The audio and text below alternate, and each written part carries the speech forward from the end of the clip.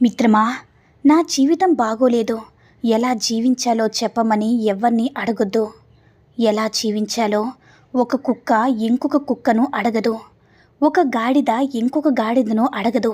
ఒక్క మనిషి మాత్రమే ఇంకొక మనిషి జీవితాన్ని చూసి అడుగుతాడు. ఎవరి జీవితం వారిదే మిత్రమా, ఇంకొకరి జీవితంతో పోలిక ఉండదు. అందుకే ఎలా బ్రతకాలో ఎవ్వరిని అడగొద్దు. మీ బ్రతుకు మీరే బ్రతకండి. అర్థమైందనుకుంటా. నీవు సంతోషంగా ఉండాలని కోరుకుంటే సంతోషంగానే ఉంటావు మిత్రమా. నీవు బాధగా ఉండాలని కోరుకుంటే ఎప్పుడూ ఆ బాధల్లోనే ఉంటావు. ఏదైనా నీ మనసుపైన, నీ ఆలోచన ధోరణిపైనే ఆధారపడి ఉంటుంది. దీనిని మన పూర్వీకులు యద్భావం తద్భవతి అంటారు. కాదంటారా? జీవితంలో ఒక చీకటి రోజు రావచ్చు. దానిని ధైర్యంగా నీకు నువ్వే తోసుకొని నెట్టుకుంటూ పోగలగాలి. అప్పుడే ఎంత కఠినమైన పోటీనైనా నిలబడి నెగ్గగలుగుతావు మిత్రమా. అర్థమైందనుకుంటా. తప్పు చేసి గెలవగలవేమో, కానీ అబద్ధం చెప్పి మాత్రం ప్రశాంతంగా బ్రతకలేము. అలాగే స్వతంత్రంగా బ్రతికే ప్రయత్నంలో కష్టాలు ఉండవచ్చేమో, కానీ బానిసత్వం మాత్రం ఉండదు మిత్రమా. ఆనందం అనేది మనం పొందే అనుభూతిని బట్టి ఉంటుంది, మన వెనకున్న ఆస్తిని బట్టి కాదు.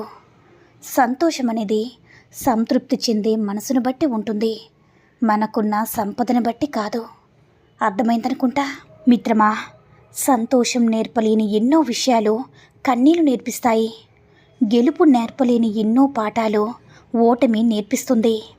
స్నేహం నేర్పలేని ఎన్నో జాగ్రత్తలు మోసం నేర్పిస్తుంది.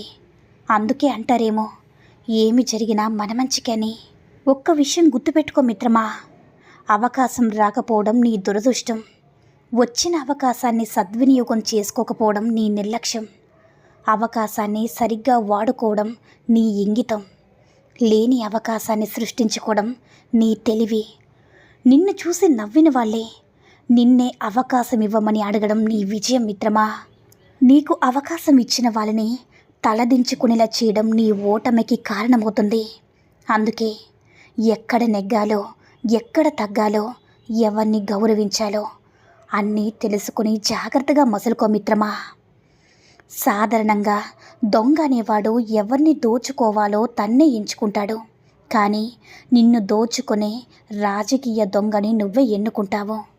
సాధారణ దొంగను పోలీసులు తరిమి తరిమి పట్టుకుంటారు, కానీ రాజకీయ దొంగకు ఏ హాని కలగకుండా పోలీసులే కాపాడుతుంటారు. కాదంటారా? ఒకరిని తొక్కి ఎదగడం, ఏ తప్పు చెయ్యని వారిని బాధపెట్టి సంతోషించడం గొప్ప కాదు. ఒకరి పతనం నువ్వు చూడాలనుకుంటే నీ పతనం పైవాడు చూస్తాడు. ఒకరిని అనవసరంగా బాధ పెడితే అంతకంట రెట్టింపు బాధను ముందు ముందు నువ్వు అనుభవిస్తావు మిత్రమా.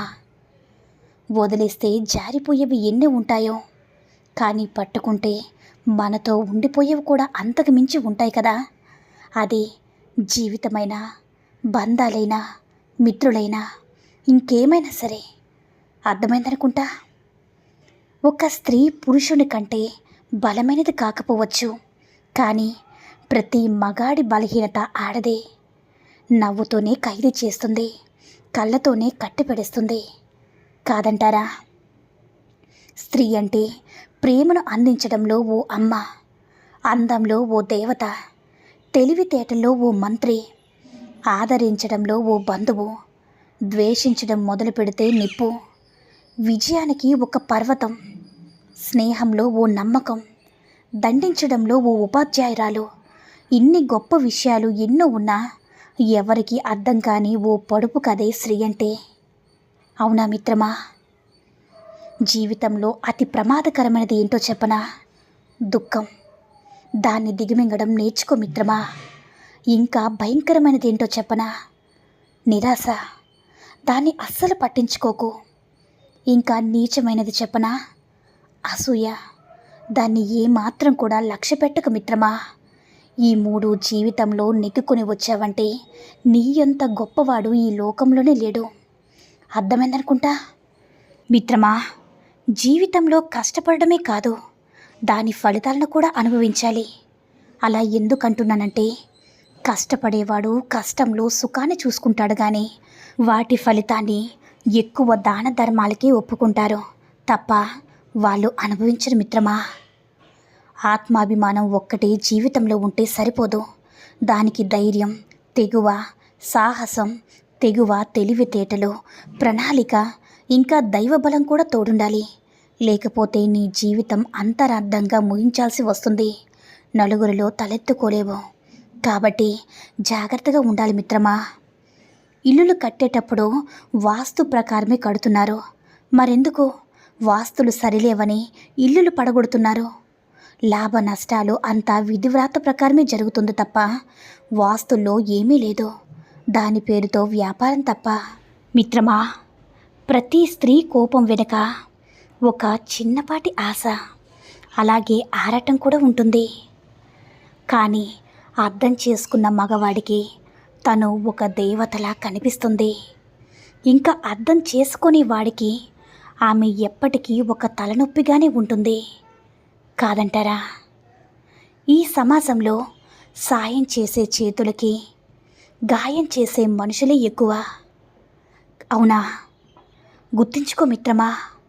సానుభూతి కోరుకునే బ్రతుకు జీవితాంతం అబద్ధం చెప్తుంది.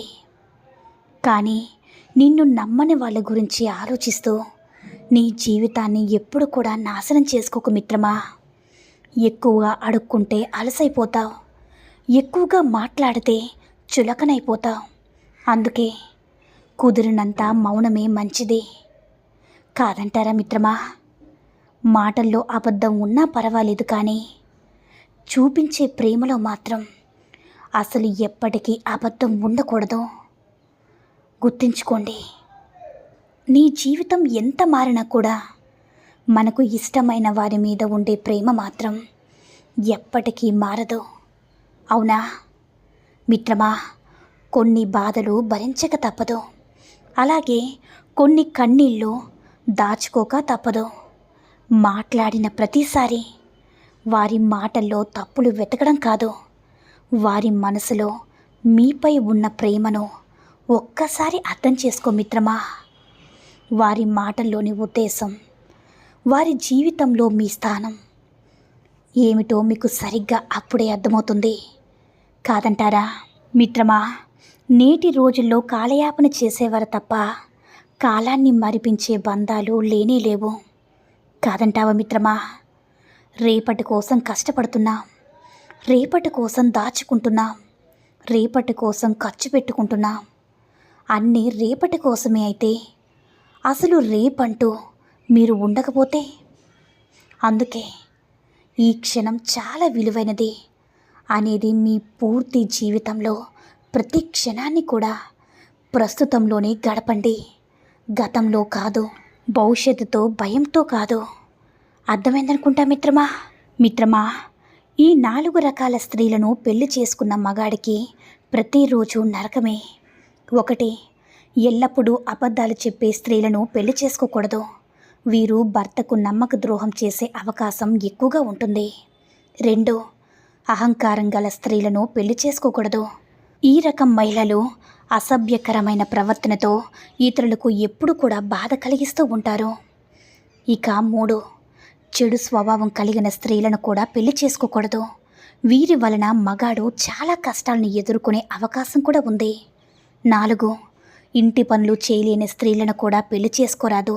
ఎందుకంటే అలాంటి స్త్రీలు భర్తకే కాదు, కుటుంబానికి కూడా భారంగా మారుతారు.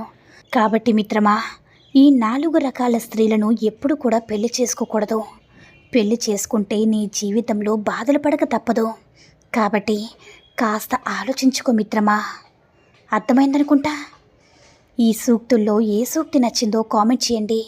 ఈ వీడియో కనుక నచ్చినట్లయితే మరిన్ని వీడియోస్ కోసం మన ఛానల్ని సబ్స్క్రైబ్ చేసుకుని మాకు కొంచెం సపోర్ట్ చేయండి. ధన్యవాదాలు.